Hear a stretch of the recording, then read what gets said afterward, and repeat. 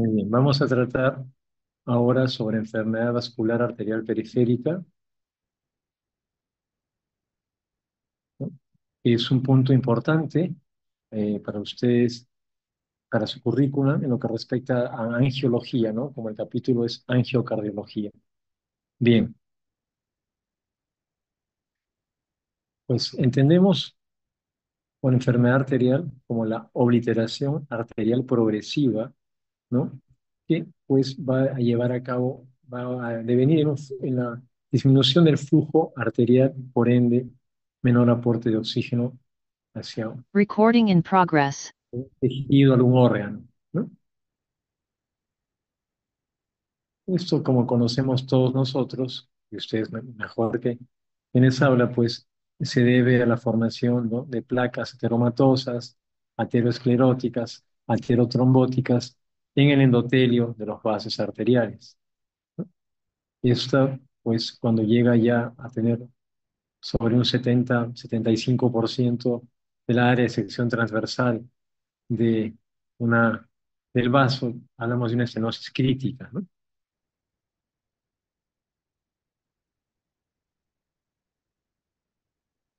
El 95-90% de esa aterosclerosis de esta obliteración, perdón, es por la enfermedad aterosclerótica.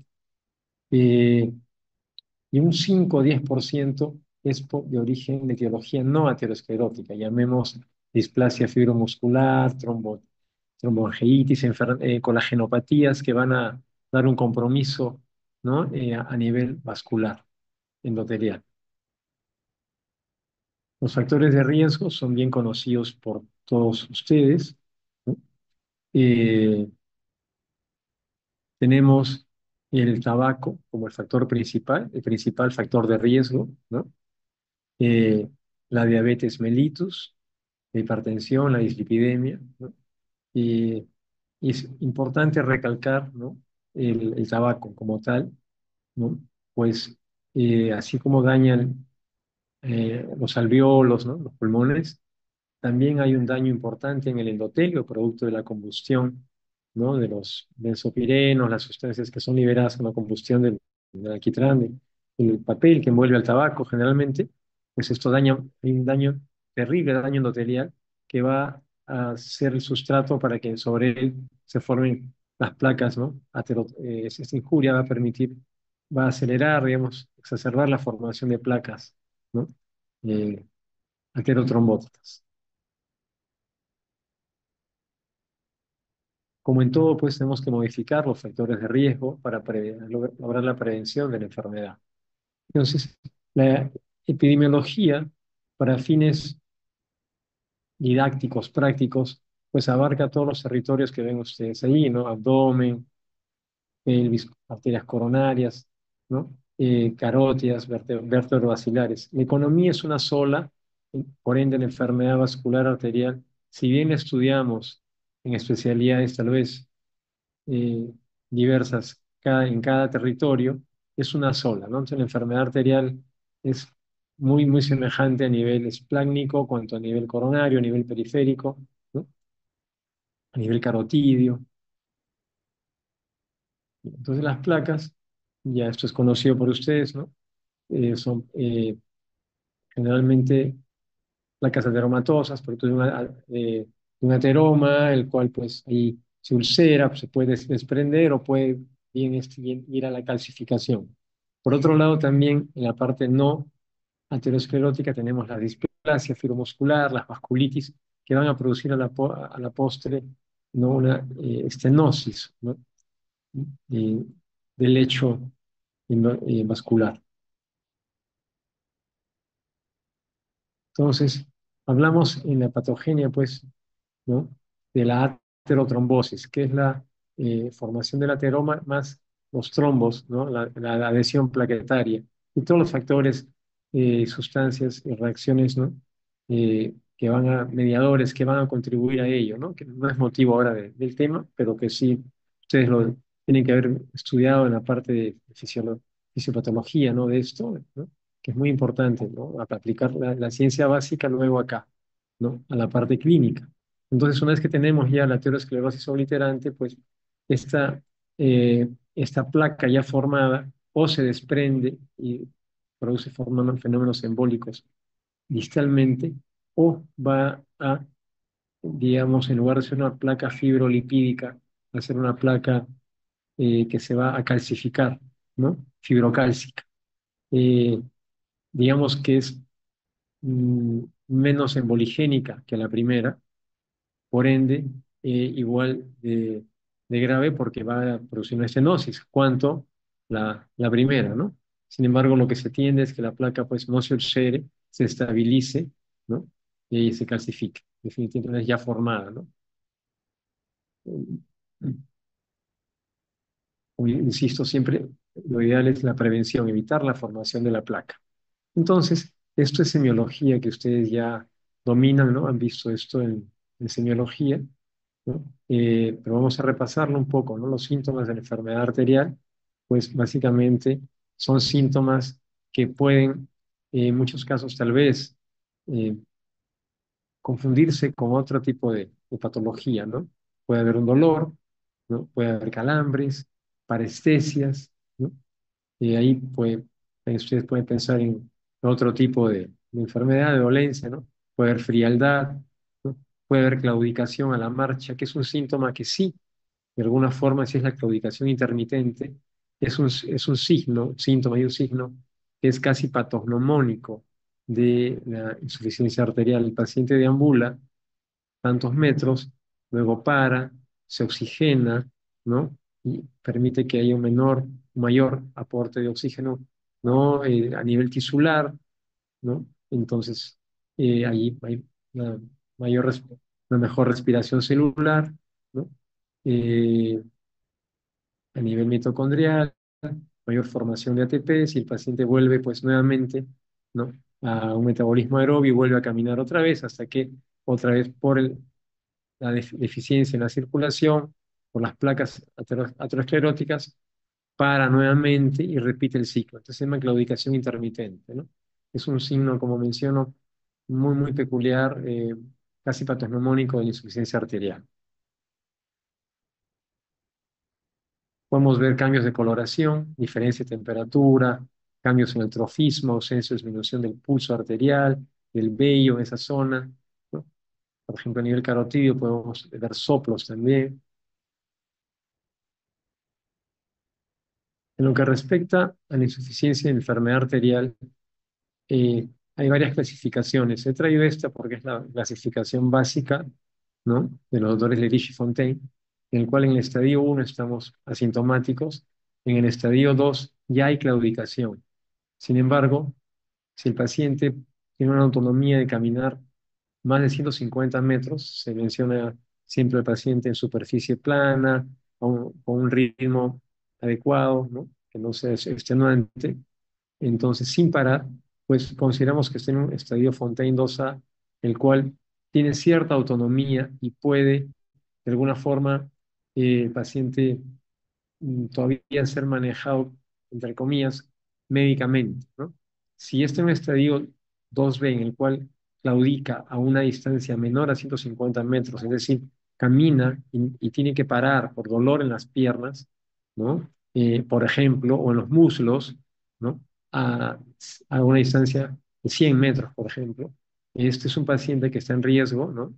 Es un paciente que está con una situación invalidante, entonces en él tenemos que intervenir, tal vez que actuar ya de otra forma, ¿no?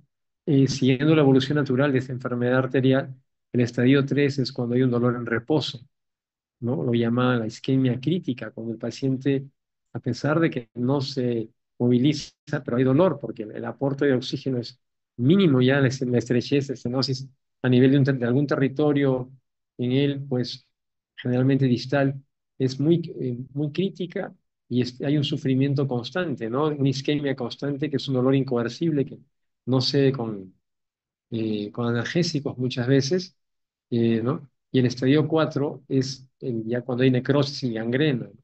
Esos son los estadios finales, ¿no? A los cuales tenemos que evitar que el paciente llegue.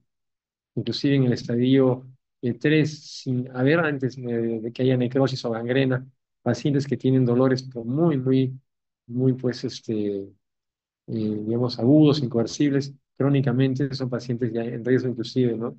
Eh, ya de ir con el tiempo a una amputación. Bien.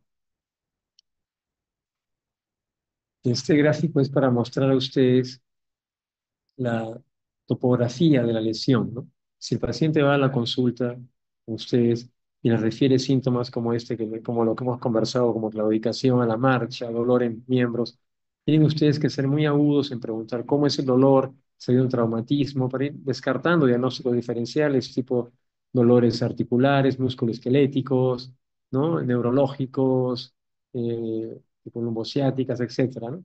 Entonces, tienen que ver, pues, si es un paciente, por ejemplo, descartado y a otros diagnósticos que les refiere, doctor, doctora, camino 200 metros y las pantorrillas las siento duras, como que se me agarrotan, como que se acalambran.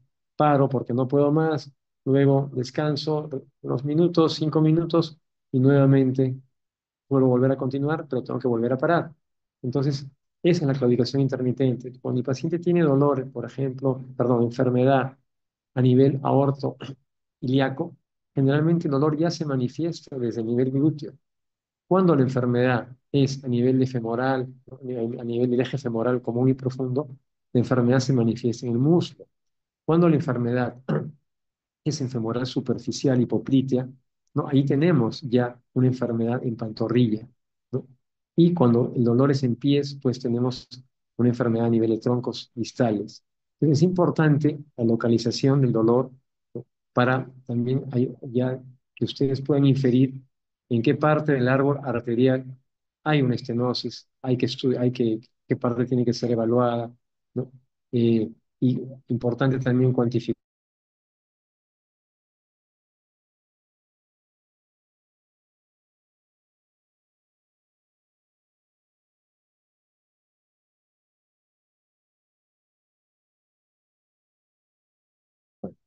métodos diagnósticos tenemos varios, ¿no?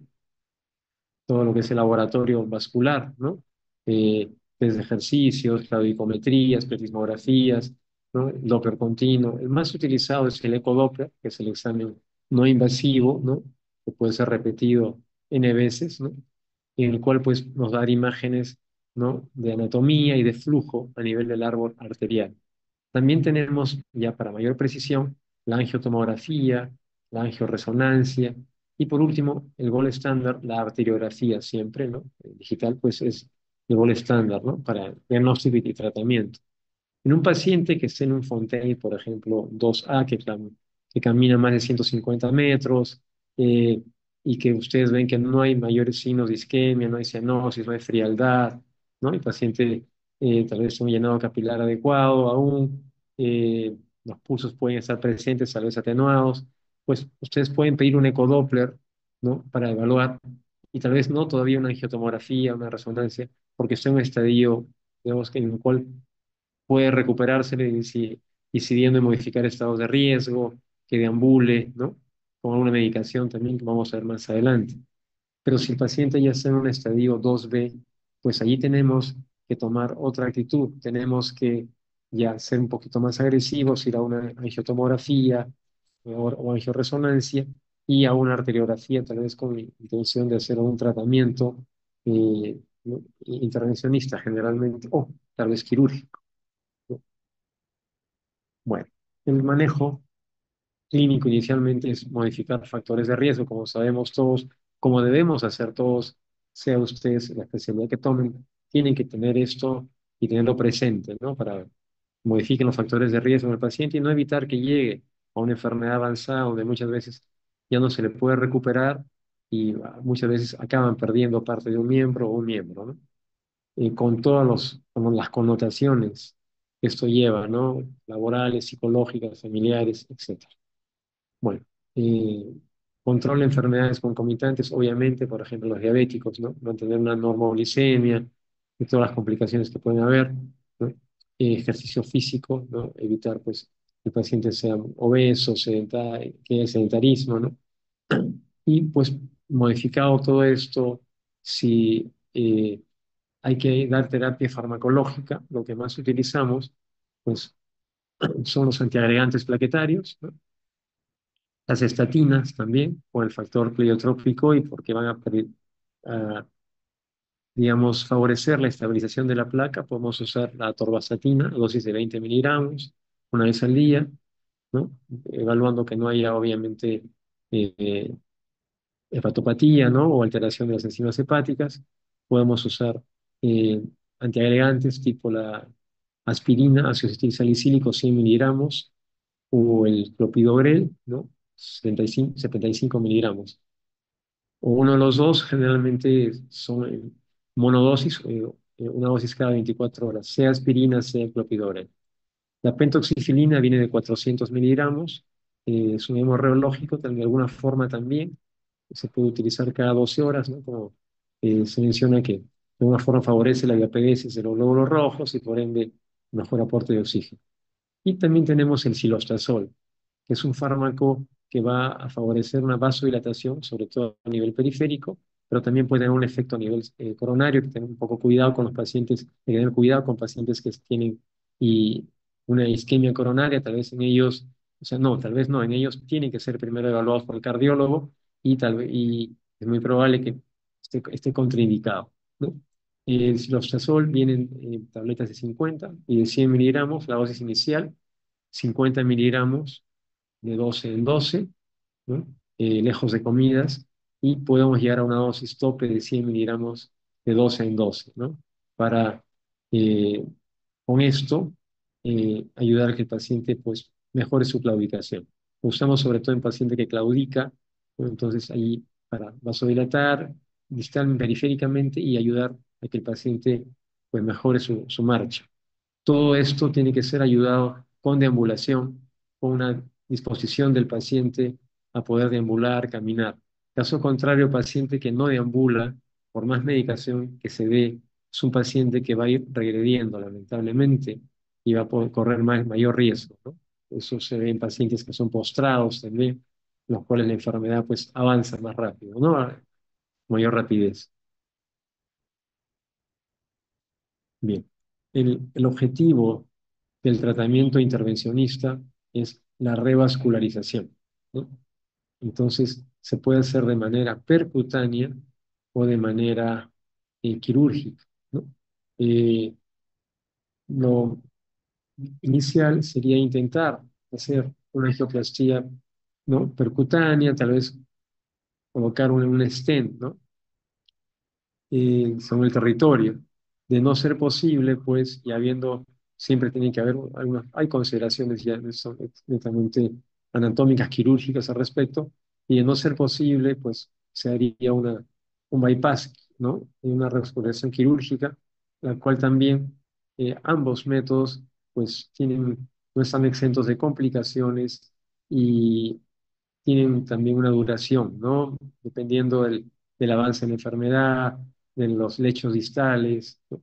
Entonces, mm, entendamos que son procedimientos paliativos, que la enfermedad de fondo va a continuar avanzando si el paciente no pone su parte, si no modifica factores de riesgo, vamos a continuar con tal vez este avance de la enfermedad y los esfuerzos que se realicen no van a tener el efecto que uno gustaría, ¿no? Entonces, por lo que respecta al tratamiento quirúrgico,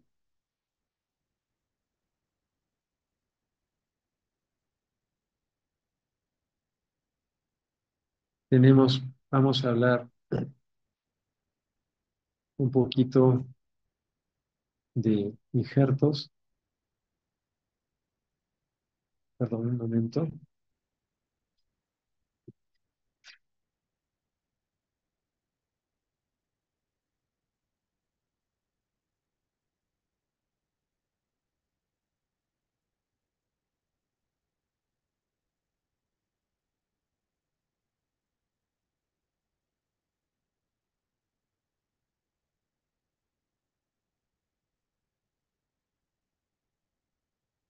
Ok. Tenemos en la parte quirúrgica, utilizamos injertos que pueden ser biológicos, ¿no?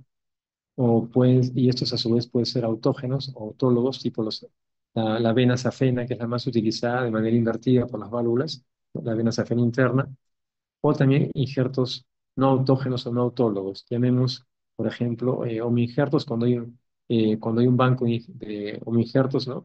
En Perú no lo tenemos, injertos cadavéricos concretamente, o heterólogos tipo los senoinjertos, por ejemplo, o, por ejemplo, arteria mamaria bovina, una época también se utilizó, pero no son los más utilizados. Los preferibles son los autólogos, la vena safena, ¿no? Que la tiene la vena safena, se hacen incisiones pequeñas y se va extrayendo ella, ligando pues con mucho cuidado los ramos, ¿no? Que la atan a las colaterales.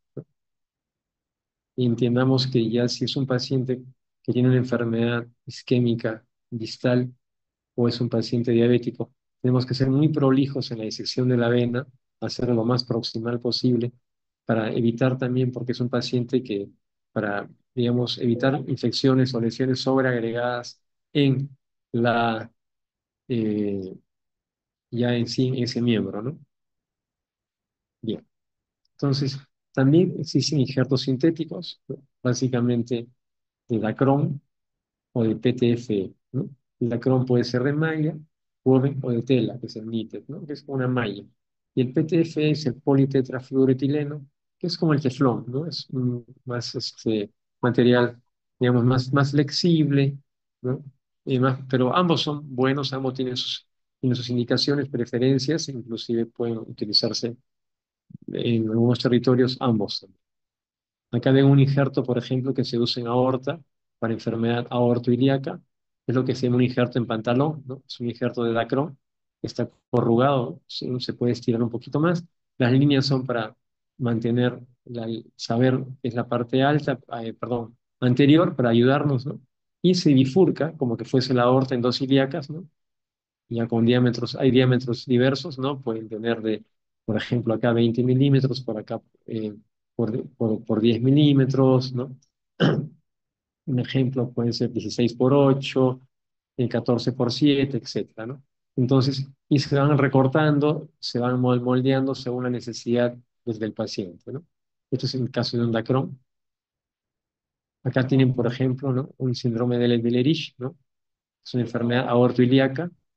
Observen ustedes, ¿no? Como acá hay una estrechez marcada a nivel de la aorta distal que se continúa a nivel de las ilíacas comunes o ilíacas primitivas, ¿no? Siendo el diámetro normal del vaso el que ven aquí, en la porción final de la ilíaca común, acá, ¿no? Antes que se bifurque, ¿no? En ilíaca interna y externa. Acá ven la aorta también, acá las renales, y acá ven la aorta normal, y acá comienza a estrecharse.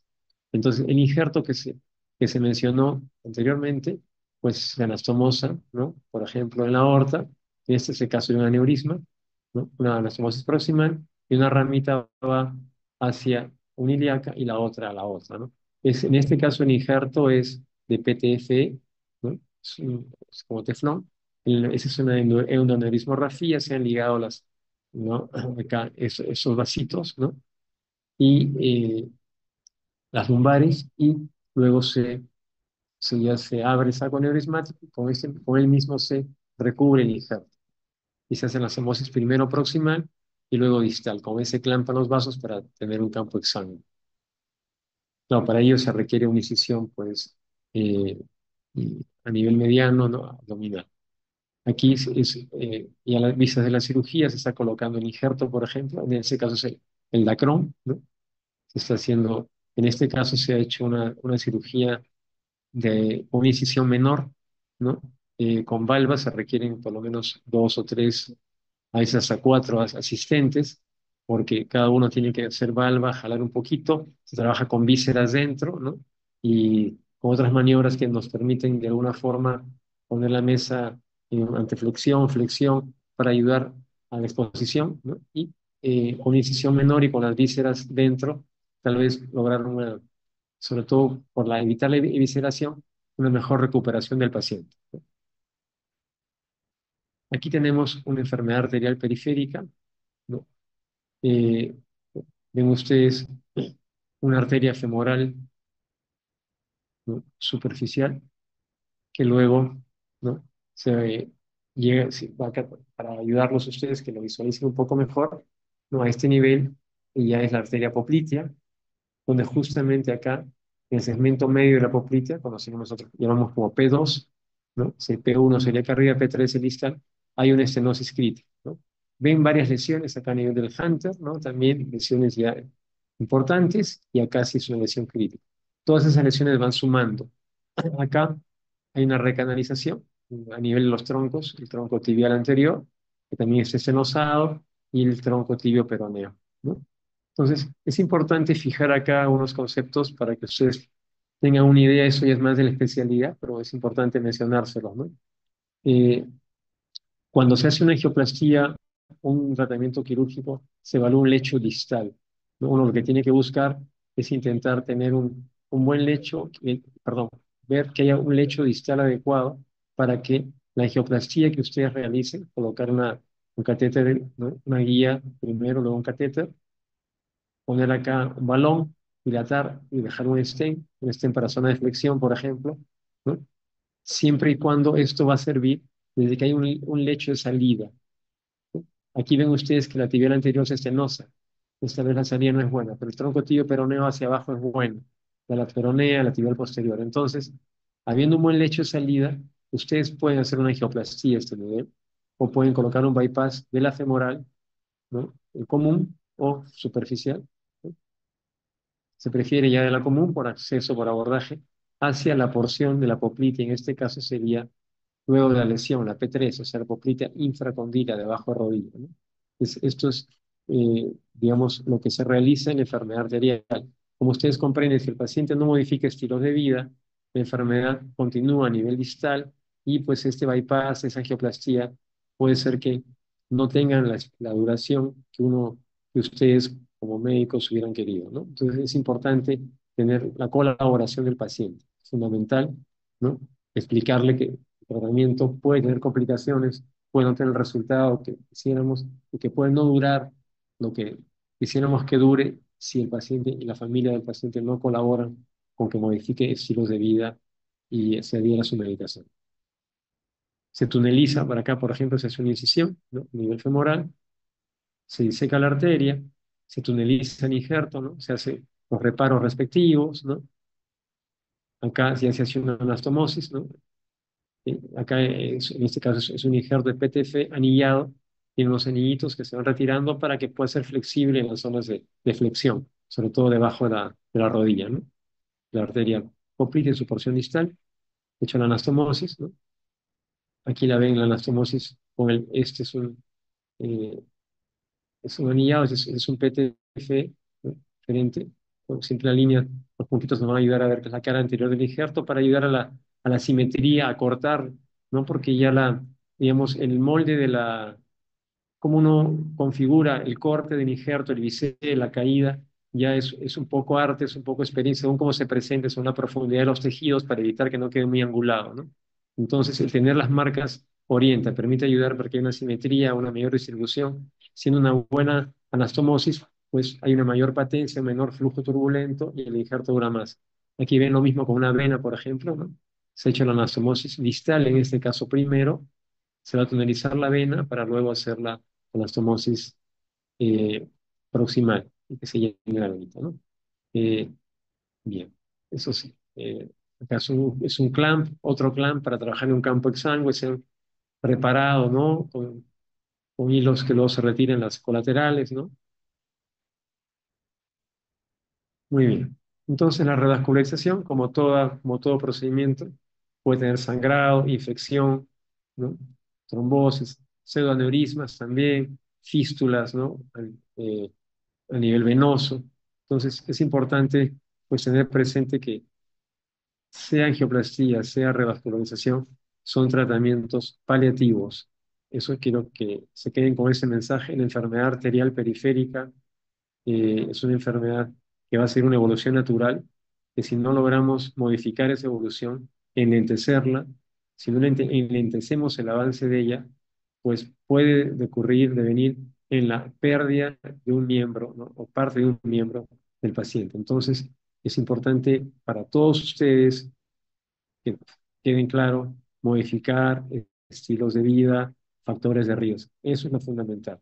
Realizando eso, pues lo podemos lograr mucho y evitar que el paciente pues termine con una amputación. Paciente Por ejemplo, pacientes con pie diabético, pacientes que se amputan, ¿no? Un miembro a los 5 años, casi más de un 50% de ellos, ¿no? Pues pierde el otro miembro. Entonces, mucho cuidado, ¿verdad? Mucho cuidado con esto. Bien, muchas gracias. Eh, si no hay preguntas, vamos a seguir con la siguiente exposición.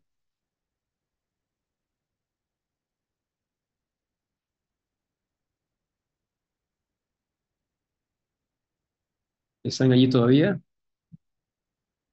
Hola, Doctor. Sí, doctor. ¿me han escuchado bien? Sí, doctor. Ningún problema hubo con el audio. ¿No había problemas? Ujú, doctor. No, muy bien, qué bueno, ya se subsanó todo, qué bueno. Estamos en el hospital, pero en otro ambiente. Hemos venido solamente para el aula ahora, porque bueno, por otro motivo. Muy bien.